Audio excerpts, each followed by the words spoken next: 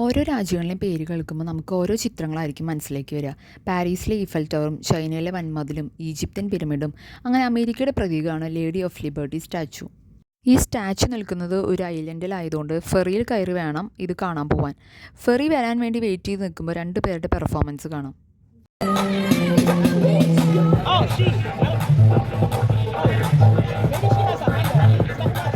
New York city നിൽക്കുന്ന മാൻഹട്ടാനിൽ നിന്നും സ്റ്റേറ്റൻ ഐലൻഡിലേക്കാണ് ഈ ഫെറി പോകുന്നത്. അരമണിക്കൂറാണ് യാത്ര. ഏകദേശം 4500ഓളം പേർക്ക് ഈ ഫെറിയിൽ കയറാനാവും. ടൂറിസ്റ്റുകൾ മാത്രമല്ല, സ്ഥിരമായി ജോലിക്ക് പോകുന്നവരും ഈ ഫെറി ഉപയോഗിക്കുന്നുണ്ട്.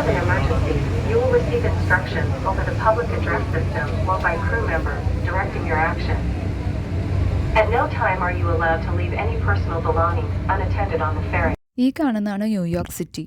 വൺ വേൾഡ് ട്രേഡ് സെൻ്ററൊക്കെ ഇതിൽ കാണാം. അടിമകൾ ആരാധിച്ചിരുന്ന റോമൻ ദേവത ലിബർട്ടസ് ആണ് ഈ ലേഡി ഓഫ് ലിബർട്ടി, സ്വാതന്ത്ര്യത്തിൻ്റെ ദേവത. പുറംഭാഗം കോപ്പർ കൊണ്ട് നിർമ്മിച്ച ഈ സ്റ്റാച്യു ആദ്യം ബ്രൗൺ കോപ്പർ കളറായിരുന്നു. പിന്നീട് കടൽക്കാറ്റടിച്ച് ഈ കോപ്പർ ഓക്സിഡൈസ്ഡ് ആയി. അങ്ങനെ 30 വർഷത്തോളം കൊണ്ട് പച്ച കളറായി മാറിയതാണ്. നമ്മുടെ ഭാഷയിൽ പറഞ്ഞാൽ ഈ സ്റ്റാച്യു ക്ലാവ് പിടിച്ചു. ഇന്ത്യയുടെ പോലെ തന്നെ അമേരിക്കയും ഗ്രേറ്റ് ബ്രിട്ടൻ്റെ അടിമത്തത്തിലായിരുന്നു. അമേരിക്കയും ഫ്രാൻസും ചേർന്ന് ബ്രിട്ടീഷുകാരെ ഓടിപ്പിക്കാൻ വേണ്ടി ഒരു സഖ്യമുണ്ടാക്കി. അങ്ങനെ ഫ്രാൻസിൻ്റെ സഹായത്തോടെ അമേരിക്കയ്ക്ക് സ്വാതന്ത്ര്യം ലഭിച്ചു.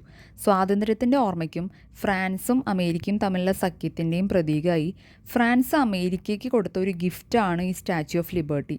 151 അടി ഉയരമുള്ള ഇത് പല ഭാഗങ്ങളായി ഫ്രാൻസിലാണ് നിർമ്മിച്ചത്. നേവി കപ്പലിൽ അമേരിക്കയിൽ എത്തിച്ചു. അമേരിക്ക ഈ സ്റ്റാച്യു സ്ഥാപിക്കാനുള്ള ഒരു ബേസ് ഉണ്ടാക്കി. അങ്ങനെ 1886 ലിബർട്ടി ഐലൻഡിലാണ് ഈ സ്റ്റാച്യു സ്ഥാപിക്കുന്നത്. ഒരു കയ്യിൽ വലിയൊരു തീപ്പന്തവും മറ്റു കയ്യിൽ അമേരിക്കൻ സ്വാതന്ത്ര്യദിനത്തിൻ്റെ ഡേറ്റും എഴുതിയ ഒരു ഫലകവുമാണ് പിടിച്ചിരിക്കുന്നത്. കിരീടത്തിലുള്ള 7 മുള്ളുകൾ 7 കോണ്ടിനൻസിൻ്റെ പ്രതീകമാണ്. ലോകമെമ്പാടും സ്വാതന്ത്ര്യം എന്ന ആശയമാണ് ഈ സ്റ്റാച്യു നൽകുന്നത്. 150 അടിയോളം ചവിട്ടുപടി കയറിയാൽ ഇതിൻ്റെ കിരീടത്തിനുള്ളിലേക്കും എത്താൻ പറ്റും. വേൾഡ് ട്രേഡ് സെൻറ്റർ അറ്റാക്ക് ഉണ്ടായപ്പോൾ 10,000കണക്കിന് ജനങ്ങളെയാണ് ന്യൂയോർക്ക് സിറ്റിയിൽ നിന്ന് ഈ ഫെറിയിൽ സ്റ്റേറ്റൻ ഐലൻഡിലേക്ക് കടത്തിയത്. അന്ന് ആക്രമണത്തിലുണ്ടായ പുകയും അവശിഷ്ടങ്ങളും കാരണം ഒന്നും തന്നെ കാണാൻ പറ്റാതെ സീറോ വിസിബിലിറ്റിയിലാണ് കപ്പൽ ഓടിച്ചുകൊണ്ടിരുന്നത്. നമ്മൾ വന്നിറങ്ങി ഫെറി 10 മിനിറ്റിനുള്ളിൽ തിരിച്ചു പുറപ്പെടും.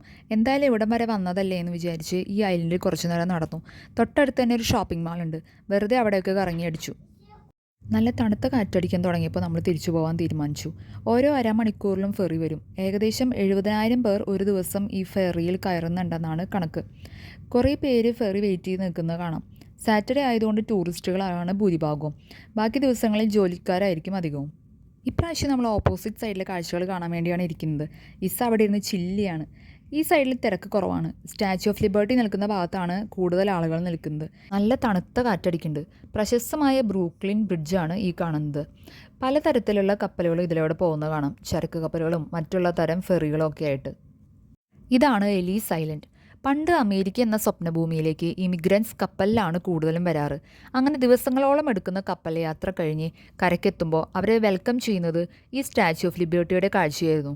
അങ്ങനെ കുടിയേറ്റക്കാരെ സ്വാഗതം ചെയ്യുന്ന ഒരു പ്രതീക്ഷ കൂടിയായിരുന്നു ഈ സ്റ്റാച്യു. ഇമിഗ്രൻസ് വന്ന് കപ്പലിറങ്ങുന്നത് ഈ ഐലൻഡിലാണ്. ഈ കാണുന്നത് അന്നത്തെ ഇമിഗ്രേഷൻ ഓഫീസാണ്. പിന്നീട് അതൊരു മ്യൂസിയം ആക്കി മാറ്റി.